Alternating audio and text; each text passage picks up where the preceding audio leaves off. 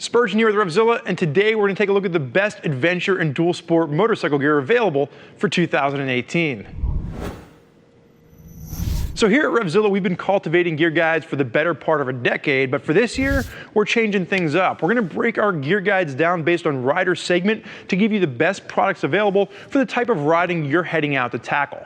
Now, regardless of what kind of riding that is, most folks are going to be looking for a combination of style, protection, as well as function when choosing their motorcycle gear, and it's our job to take the guesswork out of this as we break down the best gear for the adventure and the dual sport rider. Now, keep in mind, when we're looking at the adventure touring rider, that person is going to probably put a premium on all three of those things, where the hardcore dual sport rider might take style and throw it overboard, and you're going to see that reflected as we work our way through this video. But we're going to kick things off by taking a look at the adventure touring rider, represented by Peter on my left-hand side. Now, for this rider, this is that individual that's tackling everything from highway to dirt, and you need gear that's going to be able to hold up and withstand everything you throw its way, and then it needs to be comfortable enough when you wake up tomorrow and you do the whole thing over again. So we're going to kick things off by taking a look at the Arai XD4 helmet. Now, this is that premium adventure lid from Arai. 5 different shell sizes, all handmade. This is going to be that comfortable helmet for those of you with an extra small head all the way up to an extra large head, and you're going to see a lot of other creature comforts here. So take that face shield that Peter just closed down. If you open it back up, it's going to be wide enough for you to put a pair of goggles in there, and that's going to be advantageous for those of you out there that are going to be using this more off-road, or if you're tackling down the highway, you'll notice that peak on there is going to be a much firmer peak than what we've seen from a dirt helmet, which is going to allow stability at highway speeds. You're going to get a lot of ventilation with this, which is going to be an important feature whether you're in the warmer months of the year or you're just riding aggressively off-road. This is that top-of-the-line quintessential adventure helmet from Arai, and that's why it's our pick for 2018. Now, moving along, we're going to roll right into the Klim Badlands Pro Jacket, and this is our pick because Klim has made great strides forward with the new iteration of this. One of my biggest complaints with the old Badlands was that it was a bit big, heavy, bulky, and crunchy, and Klim has taken a big step away from that. The new Gore-Tex Pro shell is a little bit lighter, a little bit more comfortable to wear, but it's still maintaining that high level of protection that you want and expect from Klim. Now, in addition to the changes they've made to the shell, you now have 12 vents, and you're also going to notice the armor for this is going to be a custom-made D30 CE Level 2 armor. And why this is important in my eyes is that the armor, better than ever, stays in place. It's exactly where you need it to be when you crash to make sure you're safe. Now, as we mentioned earlier, style is also going to be important to the adventure touring rider. You want to make sure you look the part. And that's why we went ahead and we matched Peter with the Klim Badlands Pro pants. This is the same technology you'd expect from the jacket, just giving you that head-to-toe coverage.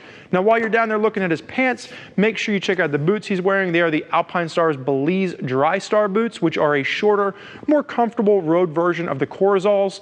And we wrap things up with his hands. He is wearing the REV'IT Sand 3 gloves. Now, these are one of my personal favorite picks for both on-road and off-road riding, and you'll notice this is the only piece of gear that we're going to have the adventure touring rider wearing, as well as the adventure dirt/dual sport rider, which we're going to get to in just a minute. But remember, regardless of what you ride, whether you ride dirt or street, whether you are a beginner rider or an adventure rider, remember to check out all of our gear guides where we help to break down the best gear available for you in 2018.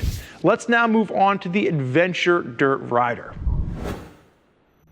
So moving right along, we're going to now dive into the adventure off-road segment as well as the dual sport rider. So whether you're like myself that likes to treat large adventure bikes like they're nothing more than big dirt bikes, or my associate Jeff here who actually likes to ride smaller, more appropriately sized machines off-road, the gear that we're going to focus on in this segment really is to give you a max amount of protection as well as range of motion and ventilation, because you need to be able to move around when you're riding off-road, but you also need to be protected in key areas. So the two main areas we're going to focus on is going to be the helmet and the boots. And then everything else in between, we're going to take a look at this, but it's really going to be up to what your personal preference is.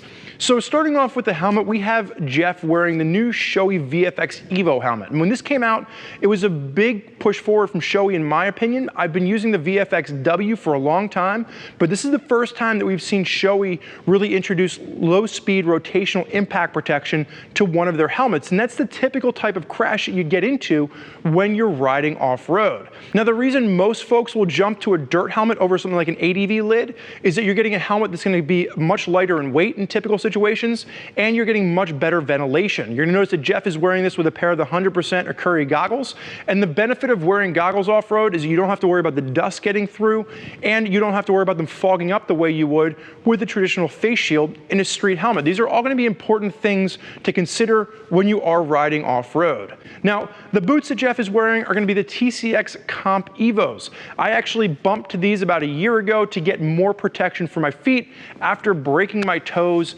on a cement pole that I ran into out in the forest. So when you step up to something like the Comp EVOs, you are going to make some sacrifices. You're not getting waterproof protection. You're going to sacrifice a little bit of comfort, but what you get in return is maximized protection, plain and simple. And for a lot of you out there riding off-road, you know that keeping your feet safe is really going to be the first step in making sure that you are safe, whether you're just dabbing or you have a giant motorcycle crash down on your ankle. Now, everything in between the head and the toes here is going to be up for a bit of conversation, but what we normally would see from an off-road adventure or dual sport rider is they're going to be wearing standalone armor. And that's why we have Jeff in the Leatt 5.5 body protector up top. You want that armor securely fastened against your person, and then you can mix and match the shell that you're wearing over top of it. So for example, we have Jeff in the Rukka R.O.R jacket, which is something that's a little bit more aggressive. It would definitely be something you could use on the street or off-road. Now, for me personally, I would just take that standalone armor and I would just wear a jersey over top of it once I get to where I'm going off-road. And that jersey is going to allow me a great range of motion, but it's also going to promote a ton of airflow. I have a tendency to sweat a lot, and I like the jersey because it keeps me cool. Now, you'll also notice that Jeff is going to be wearing a pair of the Klim Dakar in the boot pants. I like the Klim pants that we're really seeing, whether they're the Dakars or the Mojaves, because there is a great range of motion and flex here, and a bang for your buck in the fact they simply seem to hold up better than a lot of the other pants that I've tried. And of course, the REV'IT Sand 3 gloves, which we mentioned is the only piece of gear that's kind of carrying over between the on-road as well as the off-road adventure rider. Now, this is going to wrap up our look at gear for the adventure and dual sports segment of motorcycles. If there's anything you've seen here that you want more information on, now would be the time to head over to RevZilla, where you can check out our videos, our articles, and our expert opinion on everything two wheels. And as always, make sure you subscribe to us on YouTube to keep up with all the video content we have rolling out, mainly the new gear guides for this season. I want to thank you for joining us for this look at the Adventure and Dual Sport Gear Guide series for 2018. I'm Spurge. Enjoy the ride.